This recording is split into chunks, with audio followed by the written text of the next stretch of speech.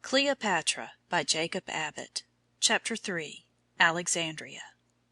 Internal administration of the Ptolemies, industry of the people, its happy effects, idleness the parent of vice, an idle aristocracy generally vicious, degradation and vice, employment a cure for both, greatness of Alexandria, situation of its port, warehouses and granaries, business of the port, scenes within the city, the natives protected in their industry, public edifices, the lighthouse, fame of the lighthouse, its conspicuous position, mode of lighting the tower, modern method, the architect of the Pharos, his ingenious stratagem, ruins of the Pharos, the Alexandrian library, immense magnitude of the library, the Serapion, the Serapis of Egypt, the Serapis of Greece, Ptolemy's dream, importance of the statue, Ptolemy's proposal to the king of Sinope, his ultimate success, mode of obtaining books, the Jewish scriptures, seclusion of the Jews, interest felt in their scriptures, Jewish slaves in Egypt, Ptolemy's designs, Ptolemy liberates the slaves, their ransom paid, Ptolemy's success, the Septuagint, early copies of the Septuagint, present copies, various other plans of the Ptolemies, means of raising money, heavy taxes, poverty of the people, ancient and modern capitals, liberality of the Ptolemies, splendor and renown of Alexandria, her great rival. It must not be imagined by the reader that the scenes of vicious indulgence and reckless cruelty and crime, which were exhibited with such dreadful frequency, and carried to such an enormous excess in the palaces of the Egyptian kings, prevailed to the same extent throughout the mass of the community during the period of their reign. The internal administration of government and the institutions by which the industrial pursuits of the mass of the people were regulated, and peace and order preserved, and justice enforced between man and man, were all this time in the hands of men well qualified, on the whole, for the trusts committed to their charge, and in a good degree faithful in the performance of their duties. And thus the ordinary affairs of government, and the general routine of domestic and social life, went on, notwithstanding the profligacy of the kings, in a course of very tolerable peace, prosperity, and happiness.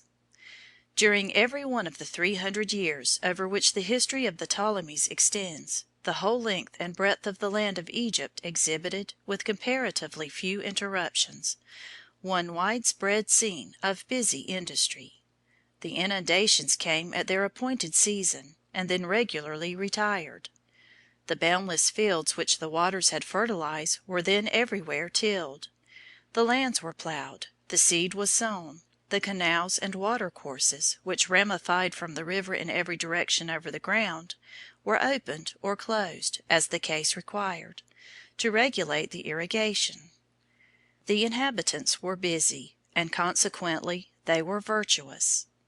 And as the sky of Egypt is seldom or never darkened by clouds and storms, the scene presented to the eye the same unchanging aspect of smiling verdure and beauty, day after day, and month after month, until the ripened grain was gathered into the storehouses, and the land was cleared for another inundation.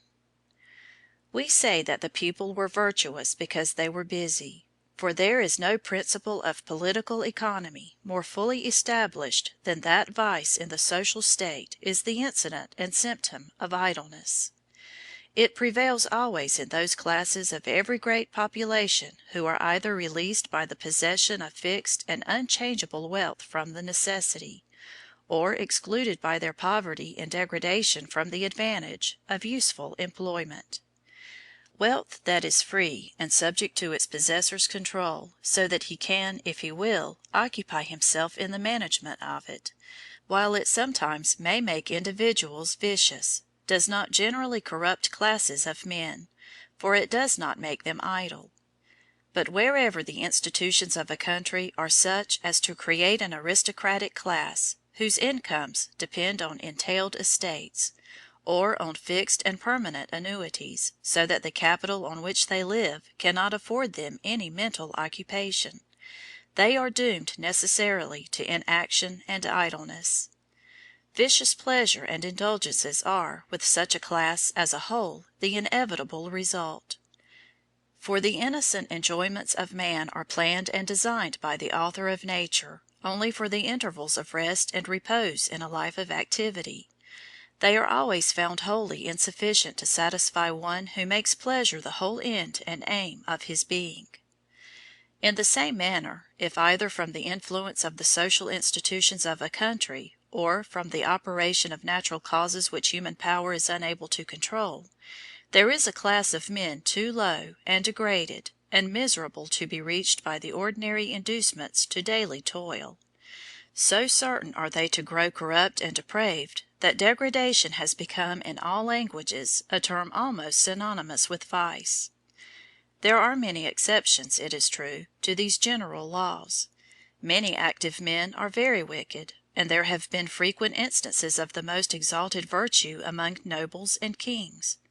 Still, as a general law, it is unquestionably true that vice is the incident of idleness, and the sphere of vice, therefore, is at the top and at the bottom of society, those being the regions in which idleness reigns. The great remedy, too, for vice is employment. To make a community virtuous, it is essential that all ranks and gradations of it, from the highest to the lowest, should have something to do. In accordance with these principles, we observe that, while the most extreme and abominable wickedness seemed to hold continual and absolute sway in the palaces of the Ptolemies, and among the nobles of their courts, the working ministers of state, and the men on whom the actual governmental functions devolved, discharged their duties with wisdom and fidelity, and throughout all the ordinary ranks and gradations of society there prevailed generally a very considerable degree of industry, prosperity, and happiness. This prosperity prevailed not only in the rural districts of the Delta and along the valley of the Nile, but also among the merchants and navigators and artisans of Alexandria. Alexandria became, in fact, very soon after it was founded, a very great and busy city. Many things conspire to make it at once a great commercial emporium. In the first place, it was the depot of export for all the surplus grain and other agricultural produce which was raised in such abundance along the Egyptian valley. This produce was brought down in boats to the upper point of the delta, where the branches of the river divided, and thence down to the canopic bridge in the city. The city was not, in fact, situated directly upon this branch, but upon a narrow tongue of land, at a little distance from it, near the sea.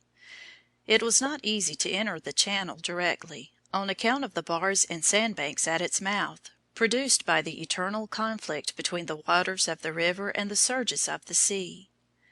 The water was deep, however, as Alexander's engineers had discovered, at the place where the city was built, and by establishing the port there, and then cutting a canal across to the Nile, they were enabled to bring the river and the sea at once into easy communication. The produce of the valley was thus brought down the river and through the canal to the city. Here immense warehouses and granaries were erected for its reception, that it might be safely preserved until the ships that came into the port were ready to take it away. These ships came from Syria, from all the coast of Asia Minor, from Greece, and from Rome. They brought the agricultural productions of their own countries, as well as articles of manufacture of various kinds. These they sold to the merchants of Alexandria, and purchased the productions of Egypt in return. The port of Alexandria presented thus a constant picture of life and animation. Merchant ships were continually coming and going, or lying at anchor in the roadstead. Seamen were hoisting sails, or raising anchors, or rowing their capacious galleys through the water, singing, as they pulled, to the motion of the oars. Within the city there was the same ceaseless activity. Here groups of men were unloading the canal boats which had arrived from the river. Their porters were transporting bales of merchandise or sacks of grain from a warehouse to a pier, or from one landing to another the occasional parading of the king's guards, or the arrival and departure of ships of war to land or to take away bodies of armed men, were occurrences that sometimes intervened to interrupt, or, as perhaps the people then would have said, to adorn this scene of useful industry. And now and then, for a brief period, these peaceful vocations would be wholly suspended and set aside by a revolt or by a civil war, waged by rival brothers against each other, or instigated by the conflicting claims of a mother and son. These interruptions, however, were comparatively few, and in ordinary cases not of long continuance. It was for the interest of all branches of the royal line to do as little injury as possible to the commercial and agricultural operations of the realm. In fact, it was on the prosperity of those operations that the revenues depended. The rulers were well aware of this, and so however implacably two rival princes may have hated one another, and however desperately each party may have struggled to destroy all active combatants whom they should find in arms against them, they were both under every possible inducement to spare the private property and the lives of the peaceful population. This population, in fact, engaged thus in profitable industry, constituted, with the avails of their labors, the very estate for which the combatants were contending. Seeing the subject in this light, the Egyptian sovereigns, especially Alexander and the earlier Ptolemies, made every effort in their power to promote the commercial greatness of Alexandria. They built palaces, it is true, but they also built warehouses. One of the most expensive and celebrated of all the edifices that they reared was the lighthouse which has been already alluded to. This lighthouse was a lofty tower, built of white marble. It was situated upon the island of Pharos, opposite to the city, and at some distance from it. There was a sort of isthmus of shoals and sandbars connecting the island with the shore. Over these shallows a pier or causeway was built, which finally became a broad and inhabited neck. The principal part of the ancient city, however, was on the mainland. The curvature of the earth requires that a lighthouse on a coast should have a considerable elevation, otherwise its summit would not appear above the horizon, unless the mariner were very near. To attain this elevation, the architects usually take advantage of some hill or cliff or rocky eminence near the shore. There was, however, no opportunity to do this at Pharos, for the island was, like the mainland, level and low. The requisite elevation could only be obtained, therefore, by the masonry of an edifice, and the blocks of marble necessary for the work had to be brought from a great distance. The Alexandrian lighthouse was reared in the time of Ptolemy Philadelphus, the second monarch in the line. No pains or expenses were spared in its construction. The edifice, when completed, was considered one of the seven wonders of the world. It was indebted for its fame, however, in some degree, undoubtedly to the conspicuousness of its location, rising as it did at the entrance of the greatest commercial emporium of its time, and standing there like a pillar of cloud by day and of fire by night, to attract the welcome gaze of every wandering mariner whose ship came within its horizon, and to awaken his gratitude by tendering him its guidance and dispelling his fears. The light at the top of the tower was produced by a fire, made of such combustibles as would emit the brightest flame. This fire burned slowly through the day, and then was kindled up anew when the sun went down, and was continually replenished through the night with fresh supplies of fuel. In modern times, a much more convenient and economical mode is adopted to produce the requisite illumination. A great blazing lamp burns brilliantly in the center of the lantern of the tower, and all that part of the radiation from the flame which would naturally have beamed upward or downward, or laterally, or back toward the land, is so turned by a curious system of reflectors and polyzonal lenses, most ingeniously contrived and very exactly adjusted, as to be thrown forward in one broad and thin but brilliant sheet of light, which shoots out where its radiance is needed, over the surface of the sea. Before these inventions were perfected, far the largest portion of the light emitted by the illumination of lighthouse towers streamed away wastefully in landward directions, or was lost among the stars. Of course, the glory of erecting such an edifice at the Pharos of Alexandria, and of maintaining it in the performance of its functions, was very great. The question might, however, very naturally arise whether this glory was justly due to the architect through whose scientific skill the work was actually accomplished, or to the monarch by whose power and resources the architect was sustained. The name of the architect was Sostratus. He was a Greek. The monarch, as has already been stated, the second Ptolemy, called commonly Ptolemy Philadelphus. Ptolemy ordered that, in completing the tower, a marble tablet should be built into the wall, at a suitable place near the summit, and that a proper inscription should be carved upon it, with his name as the builder of the edifice conspicuous thereon. Sostratus preferred inserting his own name. He accordingly made the tablet and set it in its place. He cut the inscription upon the face of it in Greek characters, with his own name as the author of the work. He did this secretly, and then covered the face of the tablet with an artificial composition, made with lime, to imitate the natural surface of the stone. On this outer surface he cut a new inscription, in which he inserted the name of the king. In process of time, the lime mouldered away, the king's inscription disappeared, and his own, which thenceforward continued as long as the building endured, came out to view. The Pharos was said to have been 400 feet high. It was famed throughout the world for many centuries. Nothing, however, remains of it now but a heap of useless and unmeaning ruins. Besides the light that beamed from the summit of this lofty tower, there was another center of radiance and illumination in ancient Alexandria, which was in some respects still more conspicuous and renowned, namely, an immense library and museum, established and maintained by the Ptolemies. The museum, which was first established, was not, as its name might now imply, a collection of curiosities, but an institution of learning, consisting of a body of learned men who devoted their time to philosophical and scientific pursuits. The institution was richly endowed, and magnificent buildings were erected for its use. The king who established it began immediately to make a collection of books for the use of the members of the institution. This was attended with great expense, as every book that was added to the collection required to be transcribed with a pen on parchment or papyrus, with infinite labor and care. Great numbers of scribes were constantly employed upon this work at the museum.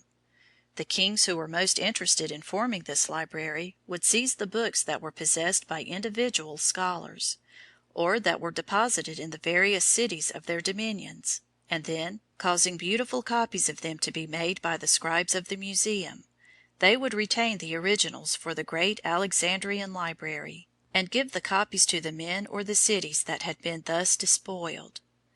In the same manner they would borrow, as they called it, from all travelers who visited Egypt, any valuable books which they might have in their possession, and retaining the originals, give them back copies instead. In process of time, the library increased to 400,000 volumes. There was then no longer any room in the buildings of the museum for further additions. There was, however, in another part of the city, a great temple called the Serapeum. This temple was a very magnificent edifice, or rather group of edifices, dedicated to the god Serapis. The origin and history of this temple were very remarkable. The legend was this. It seems that one of the ancient and long venerated gods of the Egyptians was a deity named Serapis. He had been, among other divinities, the object of Egyptian adoration ages before Alexandria was built or the Ptolemies reigned.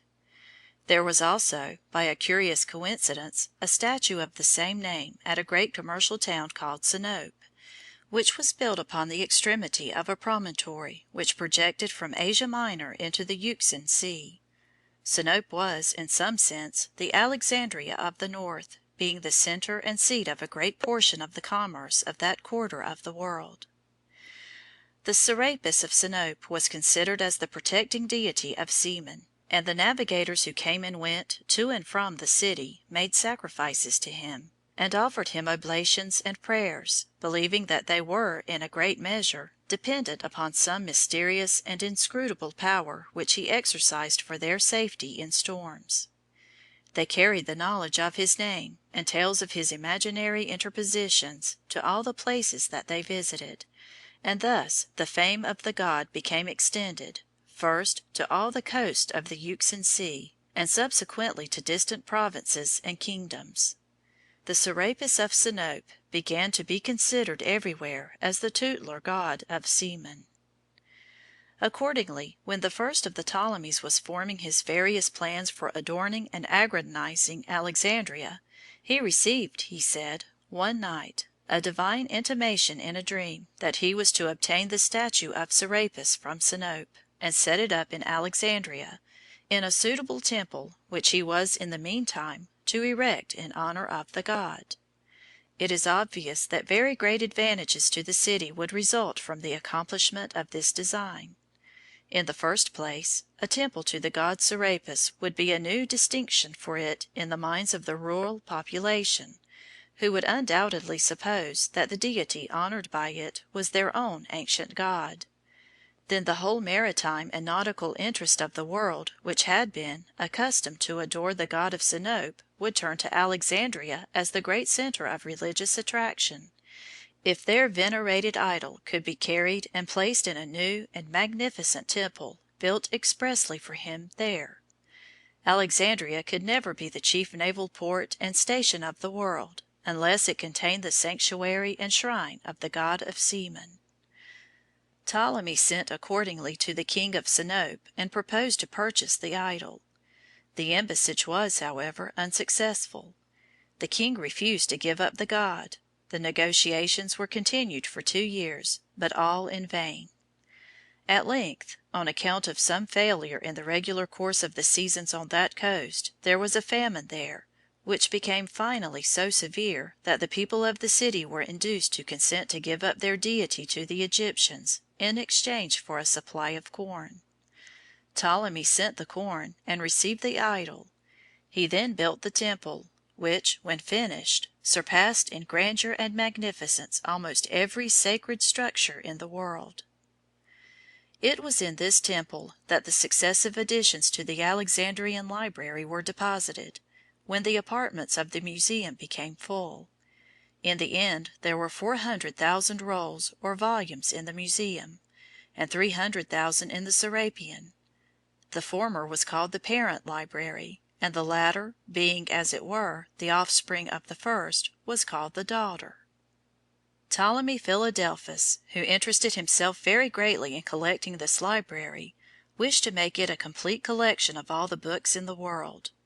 He employed scholars to read and study, and travelers to make extensive tours, for the purpose of learning what books existed among all the surrounding nations. And when he learned of their existence, he spared no pains or expense in attempting to procure either the originals themselves or the most perfect and authentic copies of them.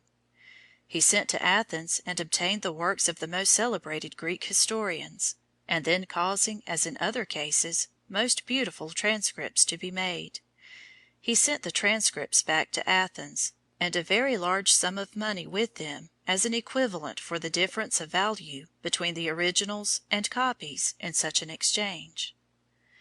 In the course of the inquiries which Ptolemy made into the literature of the surrounding nations, in his search for accessions to his library, he heard that the Jews had certain sacred writings in their temple at Jerusalem, comprising a minute and extremely interesting history of their nation from the earliest periods, and also many other books of sacred prophecy and poetry. These books, which were, in fact, the Hebrew Scriptures of the Old Testament, were then wholly unknown to all the nations except the Jews, and among the Jews were known only to priests and scholars. They were kept sacred at Jerusalem. The Jews would have considered them as profaned in being exhibited to the view of pagan nations. In fact, the learned men of other countries would not have been able to read them, for the Jews secluded themselves so closely from the rest of mankind that their language was, in that age, scarcely ever heard beyond the confines of Judea and Galilee. Ptolemy very naturally thought that a copy of these sacred books would be a great acquisition to his library. They constituted, in fact, the whole literature of a nation which was in some respects the most extraordinary that ever existed on the globe.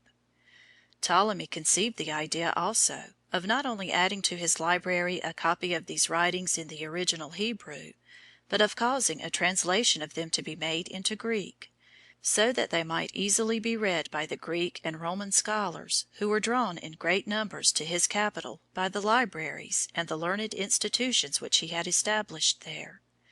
The first thing to be effected, however, in accomplishing either of these plans, was to obtain the consent of the Jewish authorities. They would probably object to giving up any copy of their sacred writings at all. There was one circumstance which led Ptolemy to imagine that the Jews would, at that time particularly, be averse to granting any request of such a nature coming from an Egyptian king, and that was, that during certain wars which had taken place in previous reigns a considerable number of prisoners had been taken by the Egyptians, and had been brought to Egypt as captives, where they had been sold to the inhabitants, and were now scattered over the land as slaves. They were employed as servile laborers in tilling the fields, or in turning enormous wheels to pump up water from the Nile. The masters of these hapless bondmen conceived, like other slaveholders, that they had a right of property in their slaves. This was in some respects true, since they had bought them of the government at the close of the war for a consideration, and though they obviously derived from this circumstance no valid proprietary right or claim as against the men personally, it certainly would seem that it gave them a just claim against the government, of whom they bought, in case of subsequent manumission. Ptolemy or his minister, for it cannot now be known who was the real actor in these transactions, determined on liberating these slaves and sending them back to their native land, as a means of propitiating the Jews and inclining them to listen favorably to the request which he was about to prefer for a copy of their sacred writings. He, however, paid to those who held the captives a very liberal sum for ransom. The ancient historians, who never allow the interest of their narratives to suffer for want of a proper amplification on their part of the scale on which the deeds which they record were performed, say that the number of slaves liberated on this occasion was 120,000, and the sum paid for them, as compensation to the owners, was 600 talents, equal to $600,000. It will be sufficiently accurate for the general reader of history to consider the Greek talent, referred to in such transactions as these, as equal in English money to £250, in American to $1,000. It is curious to observe that, large as the total was that was paid for the liberation of these slaves, the amount paid for each individual was, after all, only a sum equal to about $5. And yet this was only a preliminary expense to pave the way for the acquisition of a single series of books, to add to the variety of the immense collection. After the liberation and return of the captives, Ptolemy sent a splendid embassy to Jerusalem, with very respectful letters to the high priest, and with very magnificent presents. The ambassadors were received with the highest honors. The request of Ptolemy that he should be allowed to take a copy of the sacred books for his library was very readily granted. The priest caused copies to be made of all the sacred writings. These copies were executed in the most magnificent style, and were splendidly illuminated with letters of gold. The Jewish government also, at Ptolemy's request, designated a company of Hebrew scholars, 6 from each tribe, men learned in both the Greek and Hebrew languages, to proceed to Alexandria, and there, at the museum, to make a careful translation of the Hebrew books into Greek. And there were 12 tribes, and 6 translators chosen from each. There were 72 translators in all. They made their translation, and it was called the Septuagint, from the Latin Septuaginta duo, which means 72. Although out of Judea there was no feeling of reverence for these Hebrew Scriptures as books of divine authority, there was still a strong interest felt in them as very entertaining and curious works of history, by all the Greek and Roman scholars who frequented Alexandria to study at the Museum. Copies were accordingly made of the Septuagint translation, and were taken to other countries, and there, in process of time, copies of the copies were made, until at length the work became extensively circulated throughout the whole learned world. The priests and monks looked with even a stronger interest than the ancient scholars had felt upon this early translation of so important a portion of the sacred Scriptures. They made new copies for abbeys, monasteries, and colleges, and when at length the art of printing was discovered, this work was one of the first on which the magic power of typography was tried. The original manuscript made by the scribes of the 72, and all the early transcripts which were made from it, have long since been lost or destroyed, but instead of them we have now hundreds of thousands of copies in compact printed volumes, scattered among the public and private libraries of Christendom. In fact, after the lapse of 2000 years, a copy of Ptolemy's Septuagint may be obtained of any considerable bookseller in any country of the civilized world, and though it required a national embassage and an expenditure, if the accounts are true, of more than $1,000,000 originally to obtain it, it may be procured without difficulty now by 2 days' wages of an ordinary laborer. Besides the building of the Pharos, the Museum, and the Temple of Serapis, the early Ptolemies formed and executed a great many other plans tending to the same ends which the erection of these splendid edifices was designed to secure, namely, to concentrate in Alexandria all possible means of attraction, commercial, literary, and religious, so as to make the city the great centre of interest, and the common resort for all mankind. They raised immense revenues for these and other purposes by taxing heavily the whole agricultural produce of the valley of the Nile. The inundations, by the boundless fertility which they annually produced, supplied the royal treasuries. Thus the Abyssinian rains, at the sources of the Nile, built the Pharos at its mouth, and endowed the Alexandrian library. The taxes laid upon the people of Egypt to supply the Ptolemies with funds were, in fact, so heavy that only the bare means of subsistence were left to the mass of the agricultural population. In admiring the greatness and glory of the city, therefore, we must remember that there was a gloomy counterpart to its splendor in the very extended destitution and poverty to which the mass of the people were everywhere doomed. They lived in hamlets of wretched huts along the banks of the river, in order that the capital might be splendidly adorned with temples and palaces. They passed their lives in darkness and ignorance, that 700,000 volumes of expensive manuscripts might be enrolled at the Museum for the use of foreign philosophers and scholars. The policy of the Ptolemies was, perhaps, on the whole, the best, for the general advancement and ultimate welfare of mankind, which could have been pursued in the age in which they lived and acted. But in applauding the results which they attained, we must not wholly forget the cost which they incurred in attaining them. At the same cost we could, at the present day, far surpass them.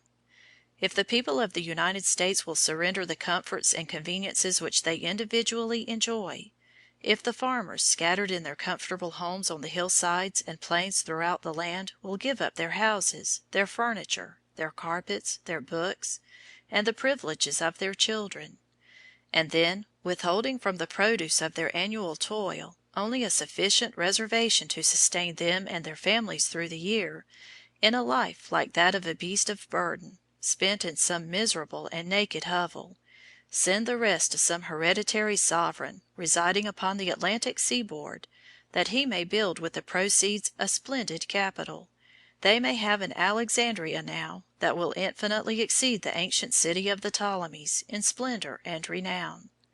The nation, too, would, in such a case, pay for its metropolis the same price, precisely, that the ancient Egyptians paid for theirs. The Ptolemies expended the revenues which they raised by this taxation mainly in a very liberal and enlightened manner, for the accomplishment of the purposes which they had in view. The building of the Pharos, the removal of the statue of Serapis, and the endowment of the museum and the library were great conceptions, and they were carried into effect in the most complete and perfect manner. All the other operations which they devised and executed for the extension and aggrandizement of the city were conceived and executed in the same spirit of scientific and enlightened liberality.